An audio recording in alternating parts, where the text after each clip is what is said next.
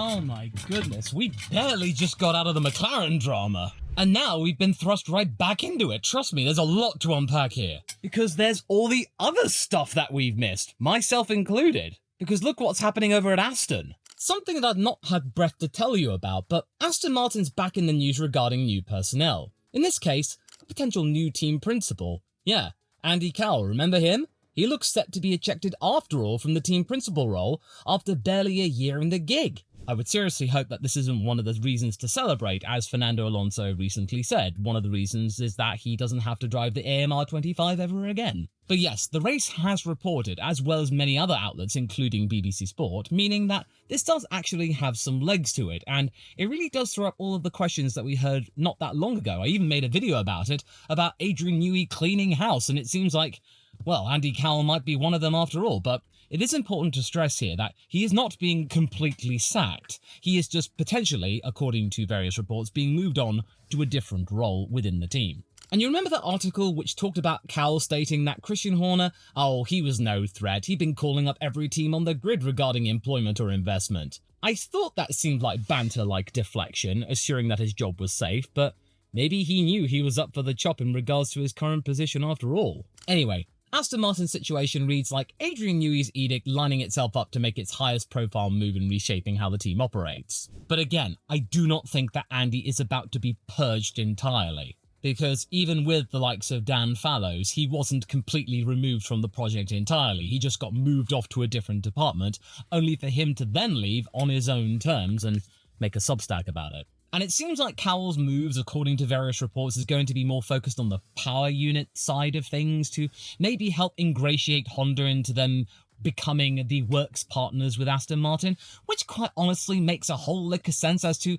that's partly why Cowell went to Aston Martin with his expertise of Mercedes power units. There have been claims that Cowell and Newey weren't really seeing eye to eye regarding various dismissals of key personnel, but again, I'm really just having to get the foam of doubt out for this one, because quite frankly, it just seems like Newey reckons that Cowell is more better served doing what he is known to do. I really don't think it is a power grab alone, because let's be real, Newey's had the power since Papa Stroll got him in last year. That's the honest truth. Well, until he could actually finish his gardening leave, but you know what I mean. This is just the biggest example of Newey being able to wield this executive authority for the first time in his entire career, something that he thought he had over at Williams, but Frank Williams and Patrick Head had other ideas. And if Andy seems to prefer tinkering with engines, that's exactly what he's gonna do. The reported shortlist, though, tells you exactly what Papa Stroll thinks this moment requires in Aston Martin's history. It's either Christian Horner, Andreas Seidel, and Mattia Binotto. Three guys who have led front-running teams for years, Red Bull, McLaren, and Ferrari respectively.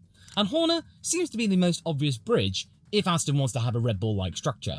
Not to mention he's spent years organising a structure built around Adrian Newey's designs, and he has suffered the slings of arrows of pretty much everything in the entire sport. It'd be a really funny callback to that joke that Christian made with that green Red Bull can. So yeah, Horner is the clearest route, but of course, as we know, timing and baggage are the biggest issues here. Because even though Horner has exited the judicial process regarding what happened at the beginning of 2024, he still can't begin operations if he were to be hired by Aston Martin until the summer of next year, so a caretaker person would have to be brought on. So if that were to happen, that somebody random just comes in that is not a high-profile candidate, then you'd be thinking, oh yeah, Christian's coming in eventually. Seidel was quite a surprise because he represents a different type of leadership, his strength being process. Him helping rebuild McLaren around 2019 by making a calmer and more predictable organisation, which is something that Aston has very much lacked, that kind of predictability. And quite frankly, I really liked Andreas as the McLaren team principal. It really vibed with me. It really appealed to me liking McLaren, and why recently I've not been, vibing as well with that team. And him atop a newly structured group could really restore balance and give the team some sense of stability, which is saying something considering who runs the show up there, Papa Stroll handing down his edicts. Maybe that a team wants to mature slowly rather than chase instant gratification and transformation, and be ready in time should Max Verstappen actually wind up at what is effectively Red Bull but in a green dress. But there are causes for concern though, because there are all of the mutterings regarding what happened over at Sauber and Audi and friction between Seidel and Oliver Hoffmann and head office at Neuberg. We don't really know the full truth about that, as well as the full nature as to why Seidel departed McLaren. So there are all of these confusions there, which Seidel would have to address directly with anyone at Aston if he is considered. And speaking of Audi, what really got me shocked was that Binotto was in this shortlist too. What? Seriously? Why? The only reason I can think of is that maybe Aston is closer to success than Audi will be, them saying they're not ready to win titles before 2030. But having said that, Binotto does know how to handle a manufacturer that lives with powder kegs going off on the daily, that being Ferrari, but really?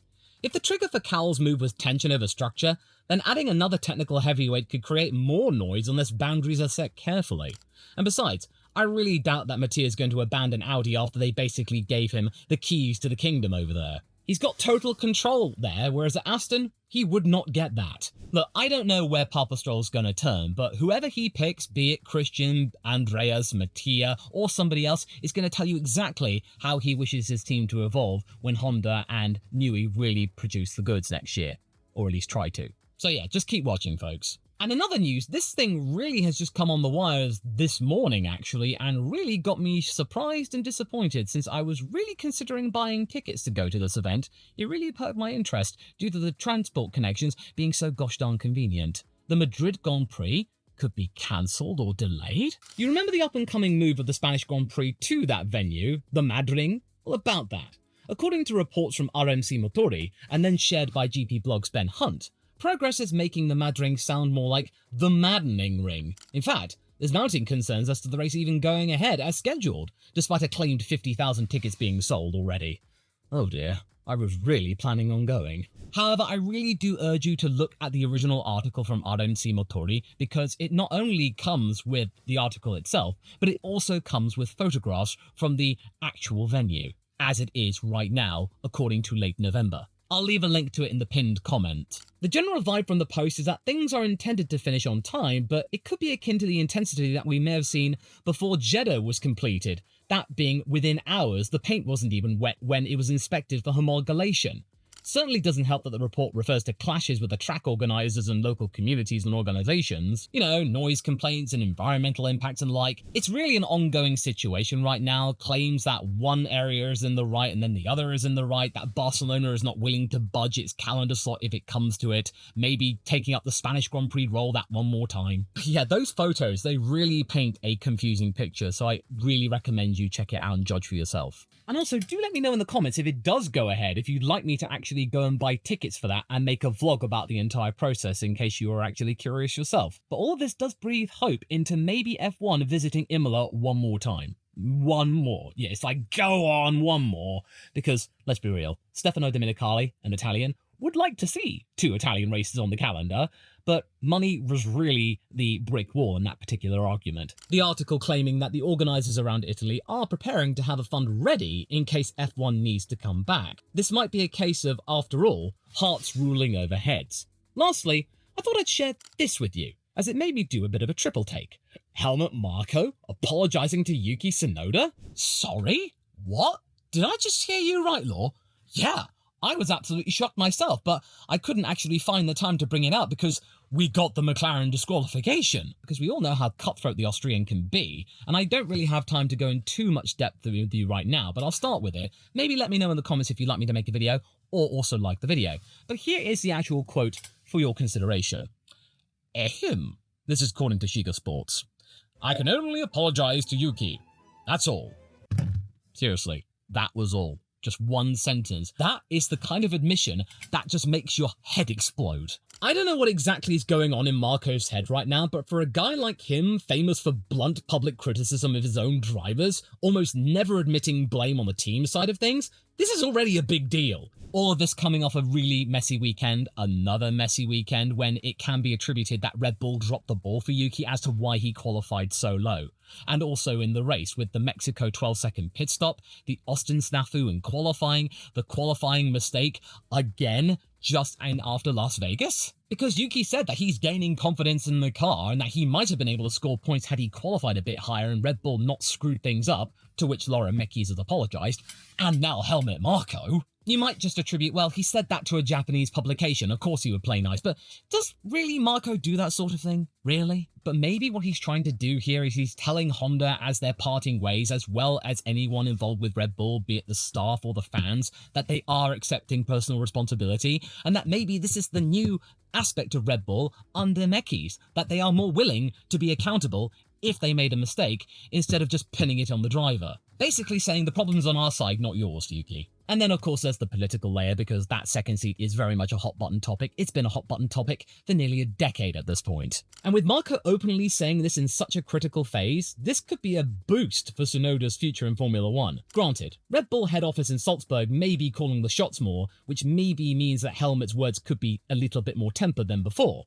But this frank reply still frames Yuki as somebody the program still believes in, who has earned the right not to be thrown under the bus on a bad day, and will at least be heard out properly. Seriously, I bet Checo would have really wished for moments like this, when Helmut Marko would have gone, well, Checo, all I can do is honestly apologise on the behalf of my team. You're not the bad guy, we are the bad guys. And yeah, I don't know whether this is too little too late, or just like, my brain is on the floor right now. It is yours. Really, it's yours too. But okay, let's get to the circuit proper, because it is a bit of an interesting one, and given the context of the championship now, it's gonna be good. And whilst it's a primarily big place for bikes, F1 certainly had its fair share of moments here.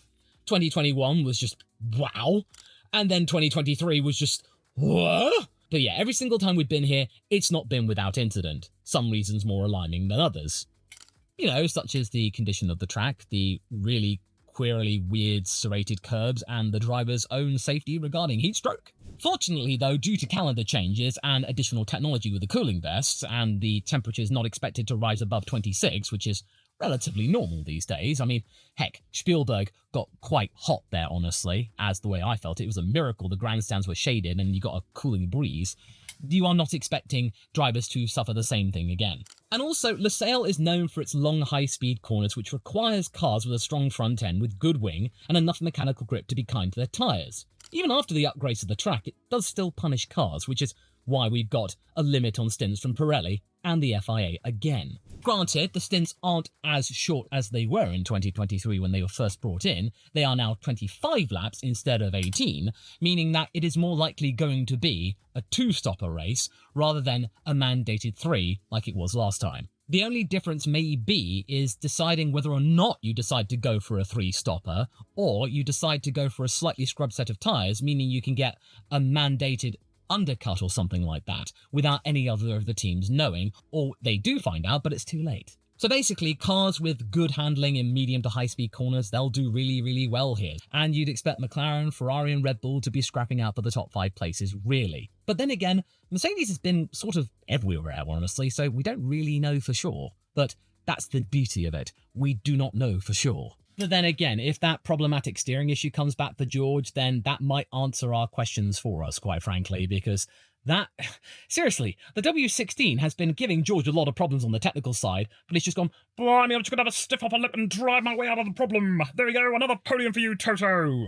And now we're going to be talking about who else I think can win points this time out. And, oh, you know what, I think that's just going to take too long, and quite frankly, I don't think you really care at this point. Let's just get on to the top 5 predictions right here, right now. So, here they are. And why is this 5th place prediction somewhat familiar? Well, it's because, put simply, I am pegging George Russell right here with my 5th place. He is coming into this race having given the team a morale boost right before a circuit where he's always gone well.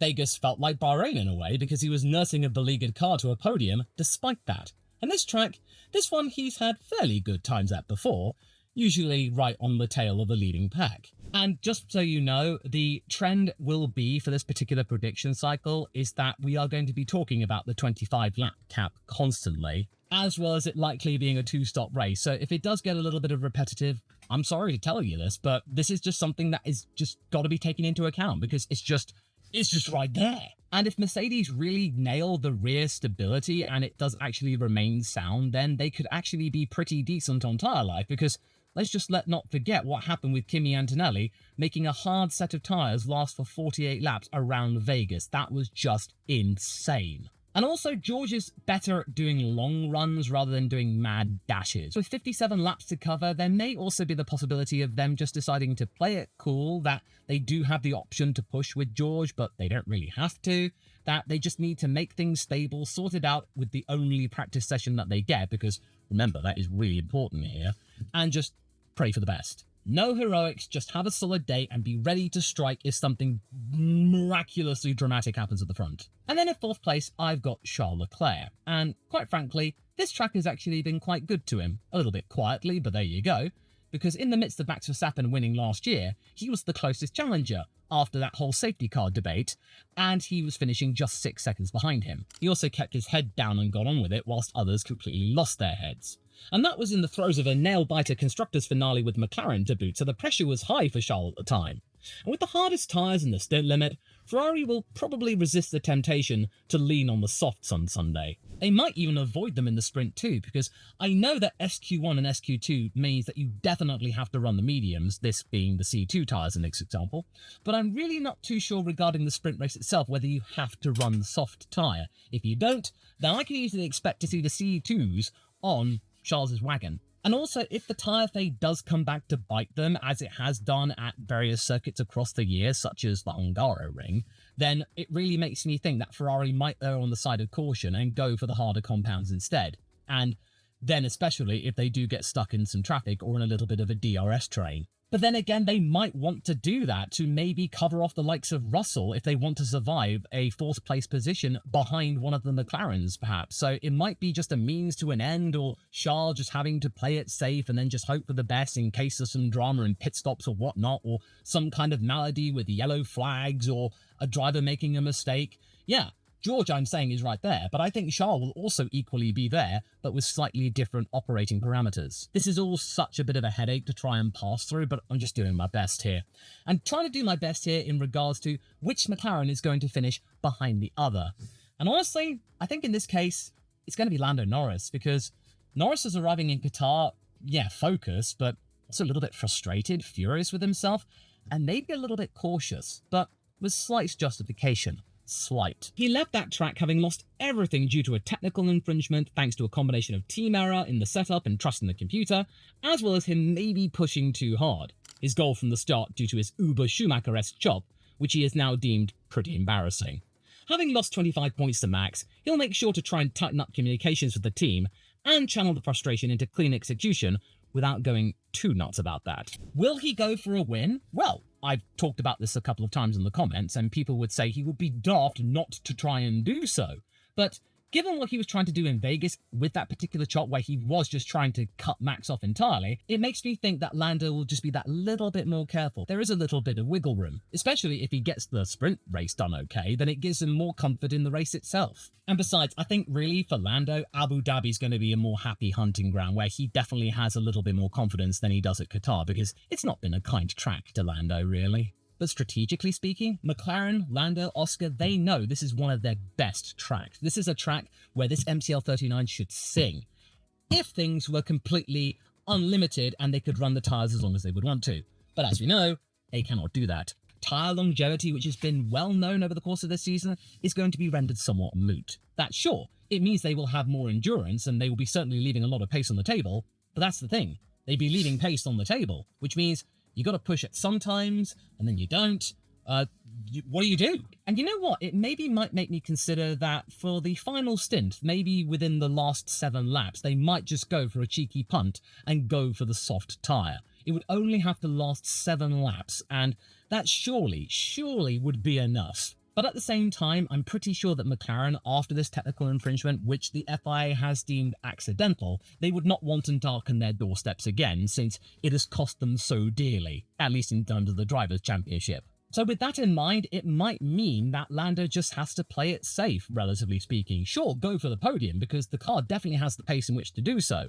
But in qualifying, if either his teammate or Max does get ahead of him, then just let them fight it out amongst themselves, burn through their tyres, make a mistake, take each other out, and then he can just pick up the pieces. But yeah, I imagine that Lando's wishing that the team hadn't screwed up this badly and trusted the computers to the letter with such little data to be had. And we are going to be going into a session where the same thing will be had here, although this time around they will be coming into expected. one practice session before sprint qualifying.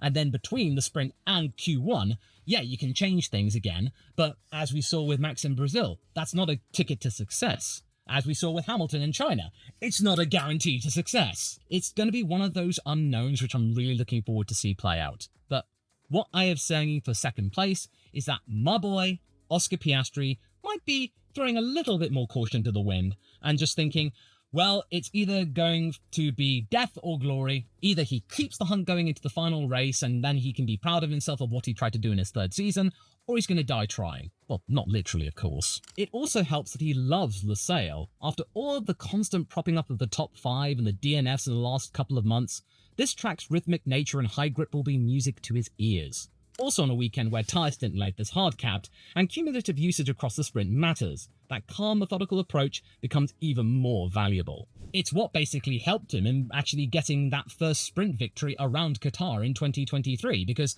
his biggest weakness during that season was his tyre management. But with that mandated 18-lap stint, or the sprint nature itself, it didn't really matter. So with that in mind, maybe McLaren will be looking to Oscar as maybe some sort of control driver in terms of what they do with their strategies during their limited practice time. To maybe evaluate what the medium tyre can do, how hard it can be pushed, and it can judge whether or not they actually have to rely on the hard tyres at all, because they could potentially try and do some preservation and do a medium soft sort of thing, the soft only having to run, as I said in the Lando section, for a total of 7 laps, maybe 8 at a push. But then at the same time, you do have to use mediums in SQ1 and SQ2, so it really depends on how many sets of C2s they do have left to play with come the race itself.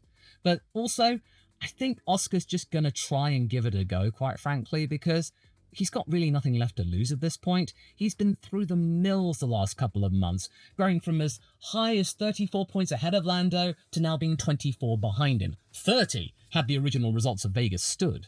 I do want to discuss this in a video maybe tomorrow, since I did leave a poll in the community tab where you can actually give your thoughts as to what should Oscar Piastri do in this situation. I'd be really curious to know. And please answer genuinely, because I don't want you just saying, you'll be a rebel and take everyone out, and I'll explain why in that particular video. Subscribe for when that drops. But yeah, ideally he would want to be ahead of Verstappen, but I seriously just doubt that is going to happen, because right now, yeah, Max obviously first place, because he is smelling blood at the moment, and when Max smells blood, you get out of the way. Because after telling reporters that you could basically forget hopes of a 5th world title, Vegas changed everything. I know that's a corny phrase to say, even using it in a YouTube title, but here it's absolutely true. It helps that he already owns LaSalle, having won the last 2 races in race trim, even with the monster, he called it, RB20.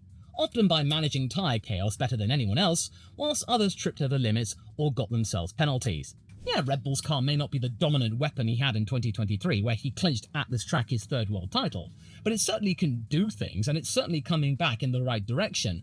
And even if it does end up being hampering the RB22 next year, the RB21 is certainly a more manageable package than it was just a couple of months ago under Horner's tenure, when rumours are circulating that maybe he wanted to call time on that project, and now Mecky's deciding to keep on with the project. That might be the thing which keeps Max with them, that they are committed to the end. And Verstappen's probably one of the best drivers in managing his pace lap by lap, in keeping tyres going for as long as possible and still functional, because I still remember him on those soft tyres around Singapore. He did make it work mostly, they didn't completely fall off. Although having said that, based on Antonelli in Vegas, he is coming in hot in that regard. So I just think he's going to do what he always does. That's his main intention, and then just see what happens. Try and grab pole or the front row, maybe get 3 or 4 seconds to break some kind of toe whoever's in second place and dictate the pace from there. He wants to try and at least equal the amount of wins that Oscar Piastri has accrued, to mean that countback then has to go to who has scored the most second places. And quite frankly, this is the first time since the beginning of the season where he actually has been this close to the championship. This, the Vegas disqualification of the McLarens, was a true championship lifeline here, the biggest one possible. And he's now going to a circuit where he basically knows every single quirk. But then again, he does have to be careful here, because out of all of the championship contenders, he has the most penalty points. Yeah, he's managed to shed a couple of them. But if he gets into too many scraps, then the FIA could put him down for a couple of penalty points, which would bring him once again close to a race ban. Although, quite frankly, I'm going to have to get the spanner of speculation, because I don't know where the cinnamon of cynicism is, that I don't think the FIA is going to do that. They will find some reason to not give Max Verstappen anything more than 2 penalty points and see him banned for Abu Dhabi and completely spoil the fun. But again, I don't think Max is that kind of person anymore. I think he will be a little bit cautious, but still keep it to within the rules. He knows the rule book left, right and centre. What he's going to try and do is what he did with Lando in Vegas, just rely on others trying too hard and then maybe having to walk on eggshells. It's all about making the McLaren boys squirm, and the non-McLaren fans will be egging him on. And no yoke, this is a video that I really think that you shouldn't chicken out in terms of watching, so click the link right there.